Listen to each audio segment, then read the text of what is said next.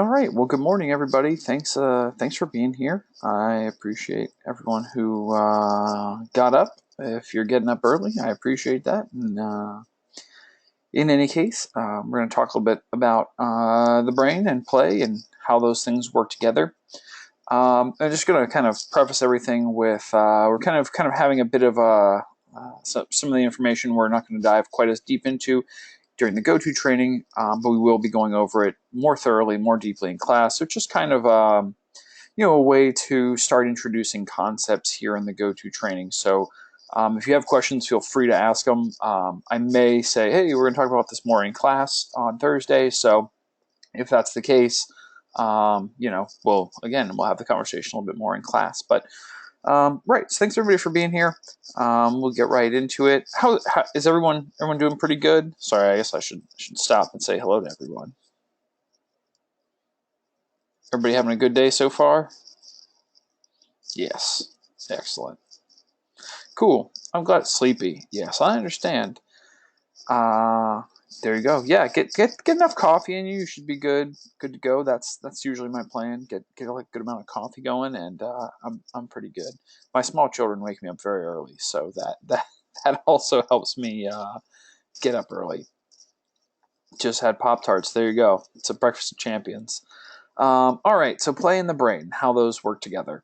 We're going to talk a little bit about some of the parts of the brain. We won't dive quite as much into the functions here in the go-to training, but we will be talking about that again on Thursday in class. We want to talk a little bit about play in the brain, how that works, and neuroplasticity. That's one of the prevailing themes throughout the course. Neuroplasticity, how it works. It's a really interesting concept, and it's nice. I feel like it should give a lot of people make people feel good, because essentially it's how your brain works and how it rewires itself. It allows us to kind of continue learning at every stage. Some people think that you kind of stop learning after a certain age, and effectively it's showing how your brain works later on down the line. So we have like different parts of the brain. This what we'll get into on Thursday is called triune brain theory, which is just the different sections of the brain. You have the oldest, is the brainstem, the cerebellum. It's kind of the very back of the brain, sometimes called the reptilian brain. That's kind of in the back. It basically is just the most basic. They call it the reptilian brain because it's what a reptile has, like an alligator. It's breathing, heart rate, things like that. That's kind of what that part of the brain works with. And then after that, we have the limbic system, hippocampus and amygdala. That's where our human rewards are based, our emotions, memory, things like that, value judgments. But it's kind of the second step in brain evolution, if you want to look at it that way. You have like your basic functions, then kind of your next, like what kind of makes you a little bit more human, maybe. It's one of those things. I think a lot of animals basically are driven off of their instincts.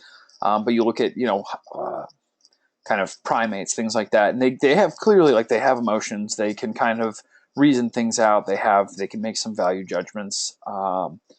Unfortunately, there's been a lot of experiments done on animals, which it's unfortunate that sometimes they're not done in the most humane ways, but they've done a lot, and basically you can figure out that higher level primates, especially monkeys, chimps, they're doing reasoning in their head, and they can kind of figure stuff out.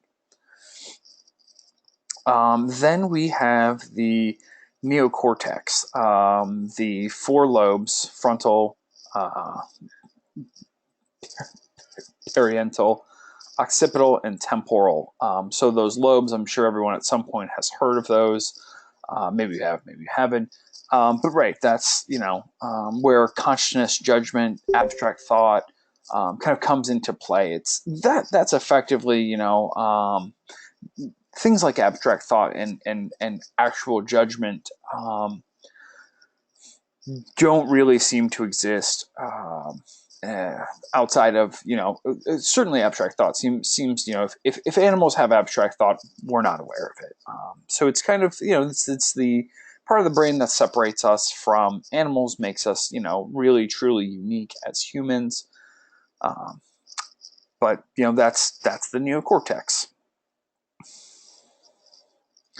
We have a nice picture of the brain. I'm sure everyone at some point has heard of, left brain, right brain dominance, which side, kind of works. It's interesting because, your brain, the different hemispheres of the brain control the opposite sides of the body. So, the right side of your brain is working the left side of your body and vice versa, which is interesting. But right, typically the idea is that the left brain is the logic analytic side. It's where all of your math and spatial reasoning, things like that. I'm sorry, not spatial reasoning. But it's the logical, mathematical science side of your brain, where all of the kind of if one side of your brain were more of a computer, it would be that side. Whereas the right side of your brain is uh, the creative side, the more artistic side. If you had to compare, and one side was computer and the other side was a creative type, that would be the right side of the brain. Both sides of the brain, they work in conjunction with each other. There's there's some interesting information out there about different sides, of the brain and how they work together. Um, some things like when you type versus handwriting things. Handwriting actually ends up using both sides of your brain, whereas typing can be like single side dominant. So if you're ever trying to I guess I use it for note taking purposes.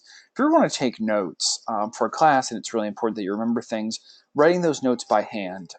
In college I had a laptop, and I would sometimes bring it to class, but I took notes by hand anyway. And I found that that information stuck with me a lot better than if I just took notes on a computer. So do with that information what you will. I found it to be pretty valuable, but my education is in social work, and I think it was important for me to kind of be able to use both sides of the brain that way. Some things I had to be logical about, and some things kind of it's more of an emotional field. You kind of have to get creative with a lot of stuff. So for me, and for studying and memorization purposes, I thought handwriting notes was a great way to go. If that's helpful, awesome. If not, you take notes however you feel like, or don't take them. I would always recommend taking notes. I think it's important. Oh, I have I don't know if we'll call it a game, but it's an experiment, and I need someone to volunteer to do it. Can I have a volunteer? Someone raise their hand. All right, D'Angelo, you are unmuted. Are you there? Yeah, I'm right here. All right, D'Angelo. So we have this little experiment that we do, where we have words, and they're written out. And what I want you to do is tell me what color each word is written in. So what color the word is written in. Are you ready for Uh, that? yeah, this might be a little hard because I'm It, colorblind, but Oh, okay. It might be a little hard. That could be even more interesting, but we'll give it your best try. How about that? okay. All right. All right. So you can start at the top. Ooh, gray. Oh, snap. No, no, no. I'm reading the words. My bad. Yeah, that's what makes it tricky. It's a little bit of a puzzle in that way. Green, red, red, red, blue, orange, green, black, red, orange. What is this? Orange. Yeah. Black and Yellow?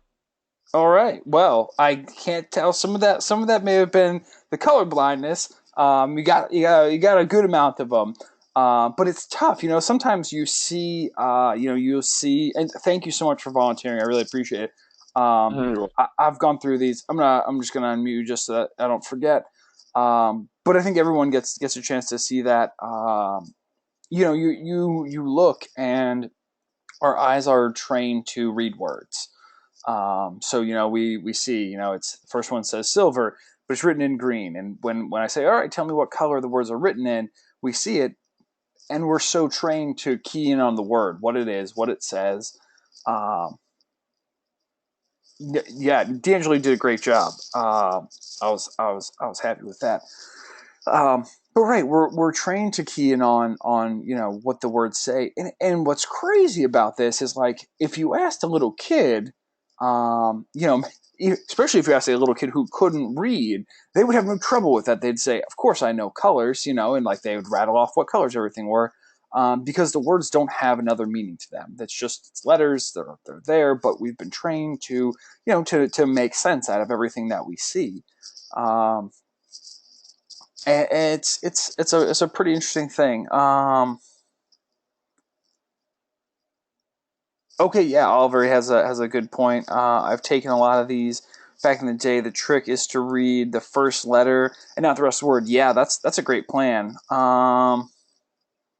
Yeah, no, that definitely that's a good plan. Right, it's interesting though. It's fun test, and it doesn't really it doesn't mean anything at the end of the day, but it's just nice to kind of illustrate how the brain is set up. What it's set up to do, what we've trained our brains to do. We've said, hey, brain, I need you to be effective in this way. I need you to do X, Y, and Z things. When you see numbers in this set, there's certain we an addition sign, a subtraction sign. We've been taught that this means a certain thing, and same thing with letters. We see a combination of letters in a certain way, and it means something. So we kind of have to key in on that, and sometimes unlearn what we've learned, like to do this activity. You have to say, oh well, I see the words and they mean this, but I've been asked to identify what color they're written in. So it's kind of asking the brain to do something contrary to what it normally does, which is sometimes tricky. Yeah, Will says you have to step back and focus on the colors, ignore the words. Yeah, absolutely. Um, it could be tricky to do. There's another one. Well, I'm not going to do it, but it's the same kind of concept. You're asked to say which section of the box the words are written in, and it's the same concept effectively, where it's the first one is at the top, but it says left, and vice versa. You go through and you kind of get the idea. I think the color one I like a little bit more, but this one's on the slideshow, so it kind of gives you all like an idea. Um, yeah, no, they're easy to mix up. Delaware was saying, I don't know, I've been messed up my mind. Yeah, it's really easy to do. We've trained our brains to work in a certain way, and when we ask them to work outside of those parameters, the results are kind of interesting. And it's not good or bad. It doesn't mean anything about us. It doesn't mean we're smart or not smart, or good or bad. It's just it's a fun illustration of hey, when we've trained our brains to think in a certain way, and then we ask them to do something slightly different, we get interesting results. So just kind of keep that in mind as you move through your education. You've trained yourselves to relate to the world in certain ways. Some of those are great and super helpful, and they're very effective for getting through life. And some of them are like, oh, this was useful for this one period of time in my life, and now it's maybe not as helpful, and that's okay. Oh, Del, yeah, GTA cheat codes. You can't you can remember those forever, but you can't remember the answers to tests. I've had those before. Things I've committed to memory over the years, and then not been able to forget. Um, all right, I'm going to mute myself for just a minute. We're going to go into the materials section. There's a video. It's called "How the Brain Works." Just click on that. It's a short video, and I'll come back as soon as that's done, and we'll keep talking.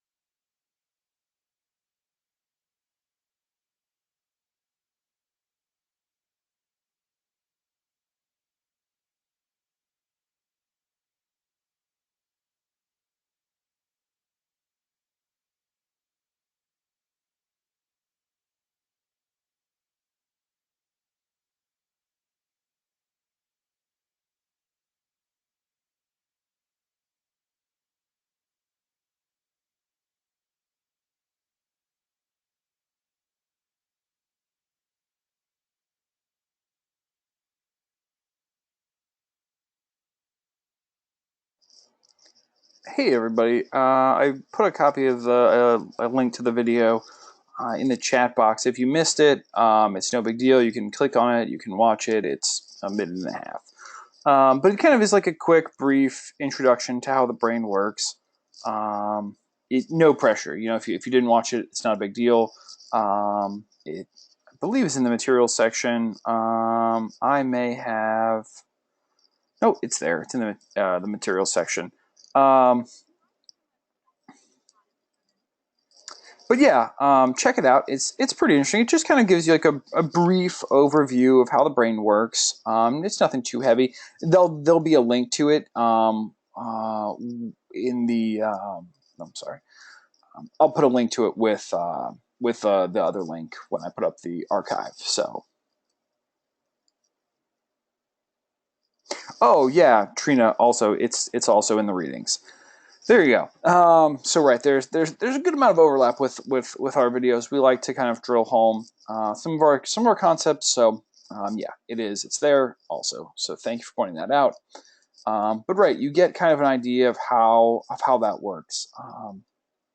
Is anyone familiar with the concept of neuroplasticity? I'm sure some of you are. I feel like it gets talked about a lot. Oliver says yes. Neuroplasticity, again, something that we dive pretty deep into. I like to talk to people in class about this and kind of see how we've changed. Yeah. Effectively, what neuroplasticity does is it allows the brain to rewire itself. If you think about, in that last video we watched, and we'll have another video that we can show in class. But basically what happens with neuroplasticity is our brain, it has certain pathways that we take. We go those pathways. We continue to use them. And then at a certain point, maybe we change how we do things. We want to do things a slightly different way. And our brain rewires itself. It says, hey, I've been doing this way for, however long I've been doing it. And is there, a more effective way to do this? And oftentimes there is. Like doing things, Delaware says, doing things with your non-dominant hand. Yeah, exactly. That's a great example of kind of how you can break yourself of that. There's a couple of pretty fun videos that we're going to watch in class that really dive into how neuroplasticity works. But you can probably think about it. I like to put it in these terms, because inevitably I have someone in class who has at one point memorized, a big data set, that can be, maybe you memorize all the Pokemon, inevitably someone has, memorized all the Pokemon, can tell you name all, however many there are. And then, I say, okay, well, at one point you could do this in your life.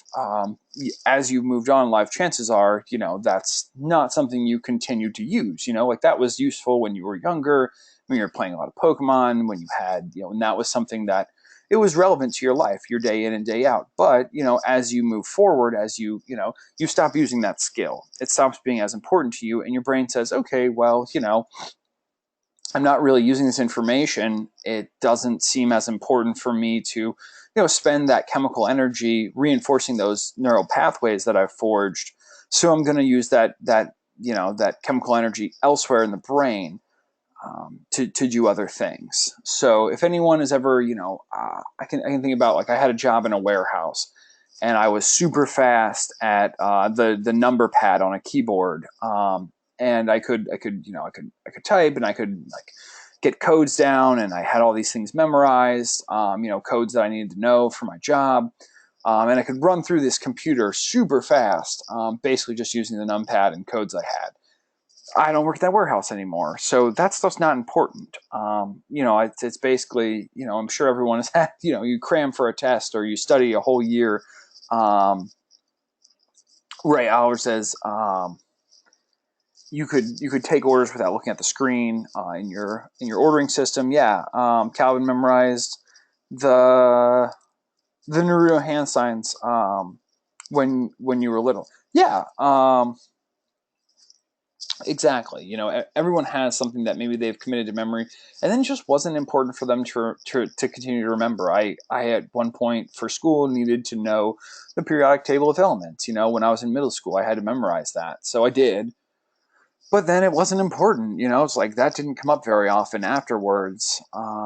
Maybe a little bit in college, but basically it wasn't important at a certain point to know the periodic table of elements. So I didn't, my brain was like, okay, well, this isn't important for me to remember anymore. We're not being called to use this information, so we're not going to retain it. So the old the old adage, which isn't always correct, but if you don't use it, you lose it. Mentally, if you're not using something, it's not that it goes away entirely, but it's probably there's probably a lot of parts of it that you don't remember as well.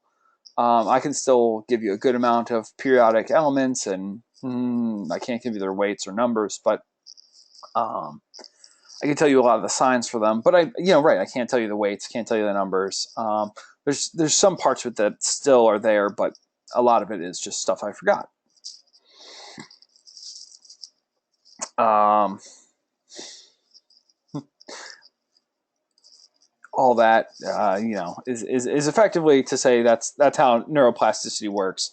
There are a couple of interesting things, yeah, like PEMDAS. If you're using it, I mean, hopefully, I feel like that's one of the ones that if you remember what it means, like if you can remember what that acronym means, you know, chances are that's like helpful enough that you can take it with you. I ended up using that all the time. In school, I took a good amount of enough math classes that I need to remember how PEMDAS worked. Quadratic equation burned into your mind forever. Is that negative b plus or minus square root? I drifted off, but I think it's the same thing. Oliver, you're feverishly typing it in right now. You can if you want to. Yeah, you can recite it by heart. Oliver, all right, Oliver, you're on. Give us that quadratic equation. It's negative b plus or minus the square root of b squared minus 4ac all over 2a. All over 2a. Thanks, Oliver. I appreciate it. I will never forget that. It's painful. I So appreciate you painful. reciting it for me. Thanks. So right, there you go. It's like we all have those things that are burned into our head. I managed to somehow forget the whole the entirety of it. I remembered parts of it. But right, so that's right again how it works a little bit. With neuroplasticity, we have different things. We have maladaptive and adaptive neuroplasticity. So some of those are more advantageous than others. And I guess what I mean by adaptive versus maladaptive, when we adapt, it chances are it works out a little bit better. And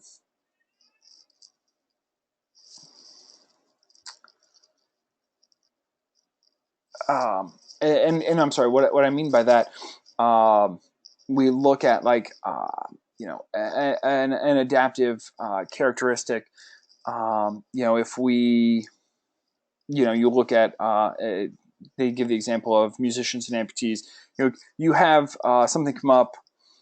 Say you're learning a new instrument, or you're learning to deal with an amputee is learning to deal with a prosthesis. They say, okay, well, I'm going to I have this new thing. I need to learn how to use it. So my brain is going to carve out new neural pathways so I know how to use this thing.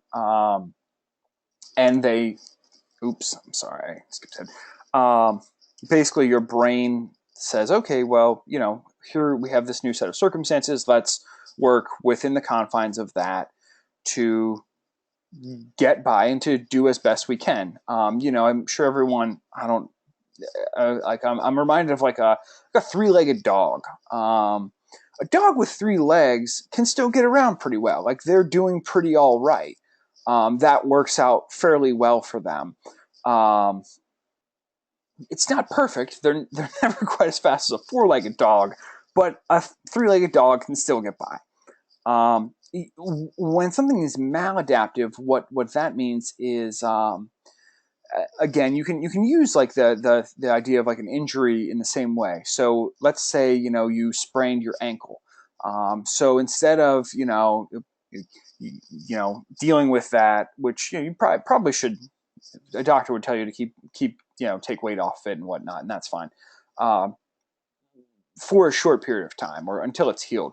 When it becomes maladaptive is when we say, oh, well, I injured this or I had this thing happen, and so I need to never use that again. And what can end up happening in some of these, especially with physical injuries, is we say, oh, well, my whatever, my left leg is bad.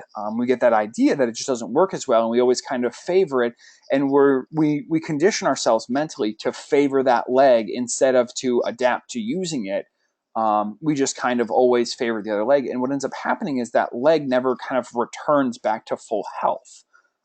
So this can happen in all sorts of different ways, but instead of adapting to meet our circumstances, we're kind of trying to change our circumstances to meet our conditions. So we're saying like, oh, well, I've got this condition, so I need to change to adapt to the condition instead of, the other way around, letting the condition adapt to the circumstances. So that may be kind of convoluted. We can talk about it more in class, but that's kind of one of the best examples I can think of to give.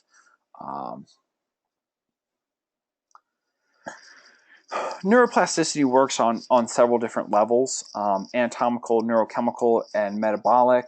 The breakdown of what that actually means is anatomical. We have physical changes. Something changes, something is different. Something is different with us, or something is different with our surroundings. So we say, okay, what's changed? From there, we have a neurochemical response. Change in production, release of neurotransmitters. So our brain says, okay, well, we need to do this in a new and different way. We need to figure out what that way is. We need to carve out that new path, figure out what that looks like for us. And then we have our metabolic change of use of the fuels that the body uses. So glucose and oxygen. We say, okay, well, we're going to carve out this new path. We're going to learn how to do this new thing, and then we're going to do it that way. So effectively, that is in the brain, in the body, how it works with neuroplasticity. In very, very vague, it's not obviously as detailed. I'm sure it's more in depth than that, but for our purposes, that is effectively how neuroplasticity works. Delroy says, I think I read about this in your psychology class in high school. You likely did, yes. Isn't this like flight or fight response? It's not quite. It's different. Sometimes parts of your fight or flight responses come into play, but no, neuroplasticity works. It works a little. It works differently. Sometimes you can condition yourself through neuroplasticity to deal with things differently. So maybe if one thing, if you have a lot of anxiety over a situation and maybe for a long time you avoided it, you had a fight response, you can condition yourself through neuroplasticity to maybe not have that same response. So that could be an example of where there's crossover. But they're two slightly different things. We'll talk a little bit about the fight or flight responses later on in the class. But yeah, no, I'm glad you're connecting the concepts back to things that you've heard before. That's awesome. So right, for today's purposes, we went over the parts of the brain, a little bit about neuroplasticity and how that works. Does anyone have any questions on any of this material? Oh, there we go. That's the next part. Questions? Any questions at all?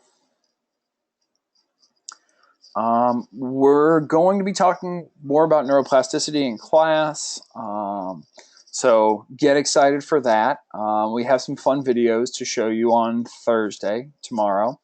Yay! Yeah. You should get hype about it. It's pretty exciting stuff.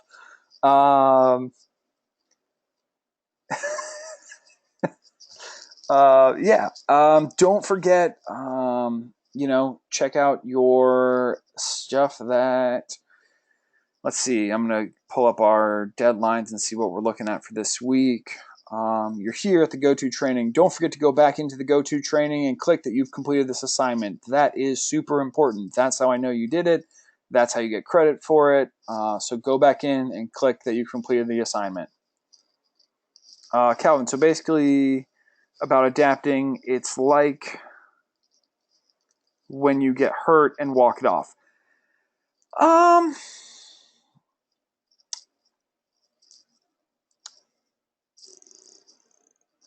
Kind of.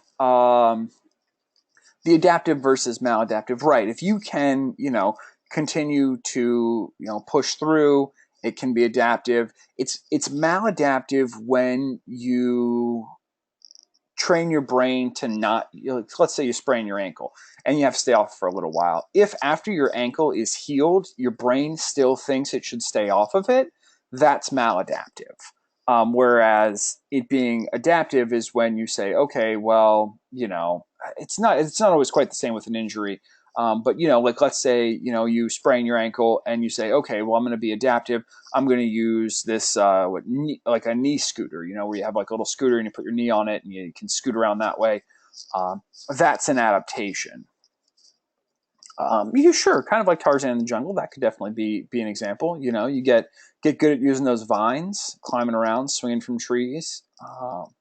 Definitely. All right, moving forward, I just want to go back again through assignments for this week. Our discussions, activity 2.4, the initial post is due tomorrow, Thursday. I've been going through and giving feedback on those. I'm not done with the grading yet, so if you haven't gotten it from me, don't worry. If, let's say, maybe you got your grade back and you're not super thrilled about it, you can email me. I will do my best to give you some feedback ahead of time if you want to make changes to your post for this week. If you want to say, hey, I want to make sure I'm doing good, blah, blah, blah. You can email me ahead of time. I'm happy to go through that with you. Our fit demonstrations, they're due on the 4th, so we've got a little bit more time on that. Same thing with the team activities, so make sure you're getting with your team, talking with them, working through your week 1 activity as well as your week 2 activity. So yeah, that's what we're looking at for this week. It looks like everything is due on the 4th. Don't forget that discussion is due tomorrow at 11:59 p.m. Does anybody have any questions about any of the assignments, anything else, anything that they are just burning up inside to ask? If you have questions, you can ask them, you can hang out, you can email me. Otherwise, you're all good to go. I'll see you tomorrow in class. We'll have a great time. I'm looking forward to it. And thanks everybody for great go-to training. I really appreciate it. Is there a way to force yourself to forget things like the quadratic equation? Not that I've found. No, I still have phone numbers burned into my head from high school. I cannot forget them. They're just stuck in there forever. Just burn that path a little too deep. Sorry about that. Try listening to Cindy Lauper. Girls just want to have fun. It's good. It's good. Yes. So right. Yeah. I'm not sure about forgetting things. Possibly hypnosis. I don't know. I don't have any experience with that, but I've heard interesting things about hypnosis. One day you'll be free. Yeah. One day you might just be like on a game show and be asked to recall it. So you never know. It could be useful to you one day. If it's that trivial information, it just sticks with you forever. You never know when it could possibly be helpful.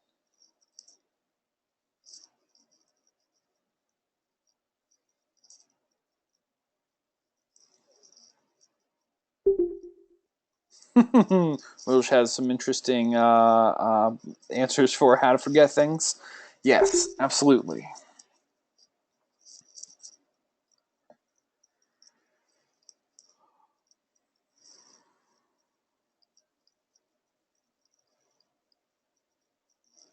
Yeah, thanks for being here, Calvin. I will have a great rest of the day. You do the same. All right, Oliver, see you in class.